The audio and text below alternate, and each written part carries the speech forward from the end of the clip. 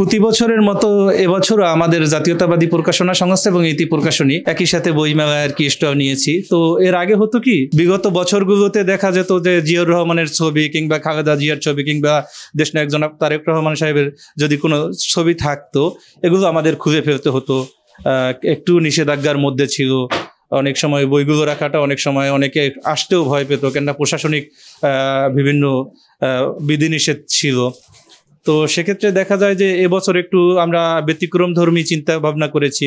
কারণ হলো আমরা যে স্টলটা নিয়েছি এটা জিয়াউর রহমান সাহেবের যে বাড়িতে জন্ম, সেই বাড়ির আদলে আর কি আমরা এবছর স্টলটা করেছি। এরও একটা কারণ আছে, কারণ হলো আমরা অতীতে দেখেছি যে গোপালগঞ্জকে যেরকম মানুষ একটা সময় যে তাদের একটা পূজার্চনার জায়গায় নিয়ে গেছে, যে গোপালগঞ্জ কেন্দ্রিক রাজনীতি কিংবা সবাই ওখানে যেত। তো আমাদের যারা দলীয় নেতাকর্মী আছে তাদের 95% জিয়াউর রহমান সাহেবের ওই বাড়িতে গিয়া তার বাড়িটা দেখে নাই কিংবা দেখার সুযোগ হয় নাই।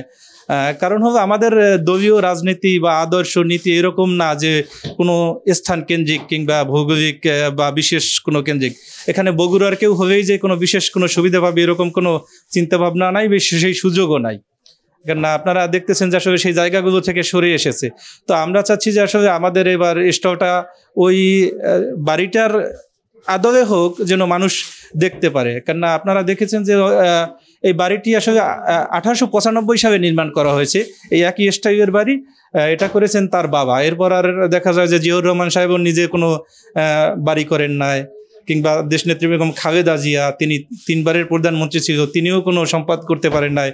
ইতিমধ্যে জনাব তারেক রহমান সাহেবও কিন্তু কিছুদিন আগেও বলেছে যে ঢাকাতে তার কোনো স্থায়ী ঠিকানা নাই, কোনো বাড়ি নেই।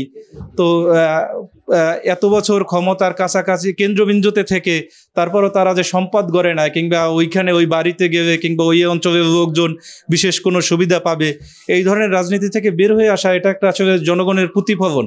তো আমরা চাচ্ছি যে এই স্টাইলের বাড়িটা দেখে মানুষ এখানে একটু আসুক, যে আসলে আমাদের নেতার বাড়িটা কোন ধরনের, কী রকমের। এরকমেরই একটা বাড়ি, একদম সিম্পল বাড়ি।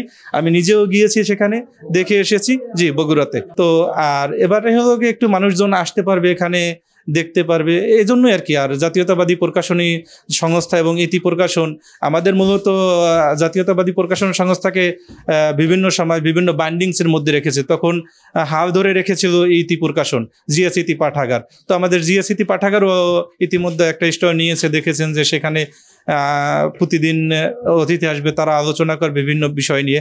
এখানেও এরকম একটা যেন অতিথি আসলে বসতে পারে, সেজন্য বসার ব্যবস্থাও রাখা হয়েছে।